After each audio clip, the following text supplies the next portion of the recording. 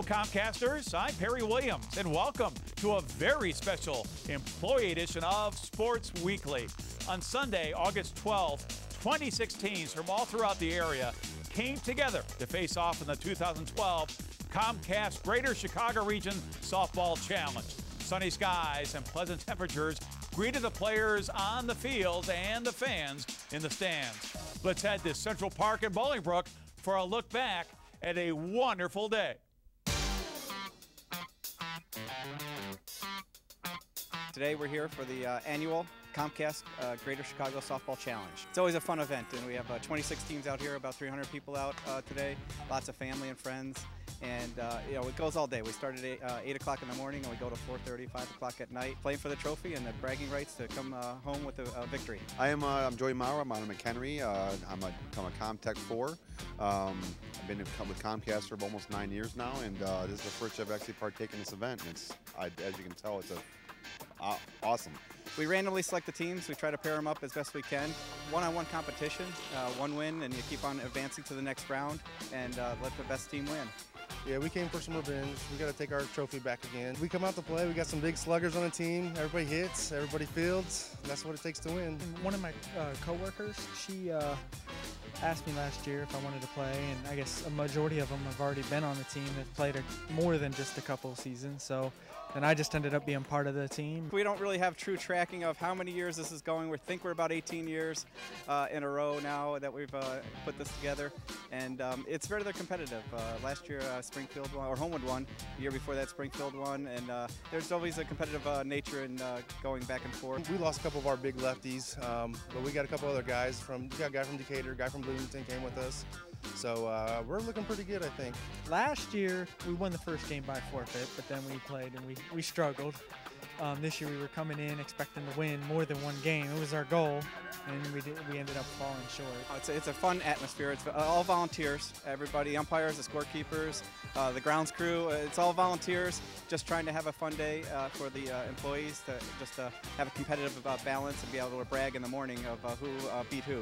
As me being a tech, I can't obviously bring my family to an event, and now I can. So that's what makes it obviously a good thing. So it's a great turnout, and I'm looking to hopefully win. Yeah, we have a good time. Actually, we come up the night before, we get hotel rooms, stay the night, and it's good. We all come out together, and it's fun time. Good people out here. For South Bend is competing for their corn and popcorn against the Homewood team that's going to challenge them with some Italian beef to the winner. There's not many times where you get everybody together as one, and you know, even now with dynamic dispatch, you barely ever see it as it is. So it's nice to see faces and everybody out here, and actually, like I said, bring our family out to an event like this. So it's nice that they can actually see who Daddy works for, or what the company Daddy works for. If you guys do real good, you're gonna kind of ask your manager for maybe a paid day off or something like that. Yeah, that's a good question there. I'm gonna have to say no comment on that. Greater Chicago Softball Challenge champions, Elmhurst. Woo!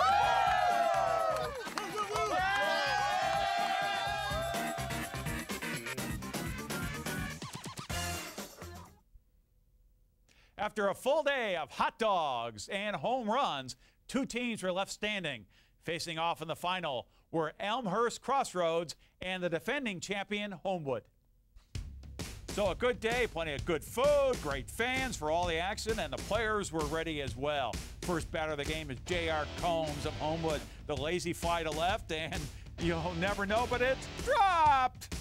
And J.R. is off and running and hustling. In fact, picks up some dust, ends up at third. Good way to lead things off. One batter later, Lennon Reyes with a clean shot in the left. Drives home the first run of the championship game. RBI single for Reyes, 1-0 Homewood. But no further damage in the inning. Tom Lang hits a fly to left, and Mike Shedd makes the out. Bottom of the first, here comes Elmhurst. First time that team has been in the title game. Mike Maselli gets things going. Smash single in the left, makes the big turn, but trots back to the bag. Next batter is Mark Bernhardt, and he will lace one in the right field. Ends up being a double. Maselli showing his speed, racing all the way around, crosses the plate, ties the game at 1. 1 out later, Larry Knoll with a sharp single to left, and that brings home Bernhardt from second. Elmhurst takes the lead 2-1, but not yet done. 2 out, Brian Mark comes through with a base hit to right center. That's bobbled a bit, and that brings home yet another run. Noel coming across for the third run of the inning for Elmhurst. Finally, the inning will end when Nick Egan comes to the plate and hits a fly to center.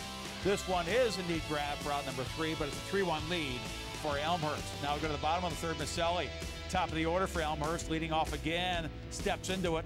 One hop single to the left. He's on board to get things going yet again. Next batter, Bernhardt, the grounder to second. They go to the force. Safe at second, though, and at first. Then a walk to Shad that will load the bases with nobody out. Brings up the cleanup hitter, Noel, and he does indeed clean up. Hits one deep to left center. It's going, and gone. Clears the fence for the grand slam. And it brings everybody home, and a lot of congratulations as he finally crosses the plate. 5 early RBI in the game for Noel. Also increases the Elmhurst lead, making it 7-1. Later in the inning, 2 on, 2 out for Juan Mendez. Shot back in the mound, and Joe Zedluski tosses over to first to end the damage. Homewood starts to battle back to in the fourth. Tom Lang leads off, leaving no doubt. Solid base hit to left. Single for Lang to get things going. Next batter, center fielder Todd Forty lines it up the middle for the base hit. Off and running is Lang. He'll slide into third, and he is safe. So 2 on, and there's nobody out.